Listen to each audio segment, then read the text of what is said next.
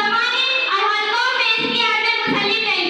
अलबत्ता इस्लाम में इसको जो मकाम हासिल है और जितनी इसकी ताकीद की गई है, इसकी मिसाल दूसरे मज़ाहिब में नहीं मिलती। इस्लाम तो अव्वलों से ही हुसूल इल्म की ताकीद और तलकीन कर रहा है। इसकी अहमियत और अफालियत का अंदाज़ा इस बात